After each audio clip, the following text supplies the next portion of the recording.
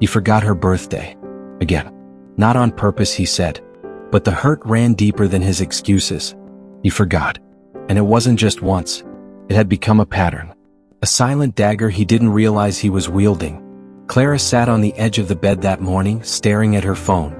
The messages from friends poured in, all cheerful, all celebrating the day she had been waiting for. But his inbox, empty, silent. She could feel it in her chest, the familiar tightening that came with disappointment. The phone in her hand felt heavy like a stone. She didn't cry immediately. She didn't scream. She just sat there, letting the quiet anger and sadness settle around her like smoke. For weeks, she replayed it in her mind. The way he had laughed at the wrong moments, forgotten promises she thought were sacred. The way he had looked at her sometimes as if she were a puzzle he could never solve. She blamed herself naturally. Am I too much? Too sensitive? Too demanding? But as the days went by, something started to shift. The anger dulled, replaced by clarity. It wasn't her fault. It wasn't ever her fault. That Christmas, Clara decided she wouldn't wait for someone else to make her feel special. She bought herself a small gift, something simple, a leather-bound journal she had been eyeing for months.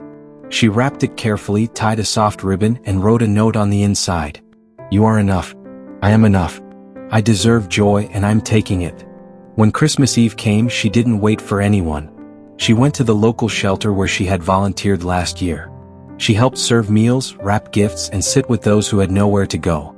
At first, it felt strange, giving joy without expecting any in return. But soon, she felt a warmth she hadn't realized she had been missing. As the evening drew on, she returned home.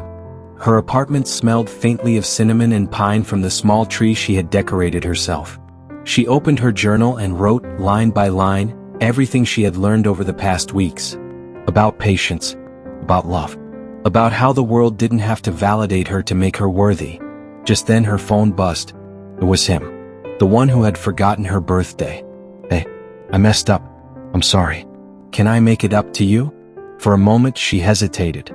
The old pain bubbled up like it would drown her. But she had changed.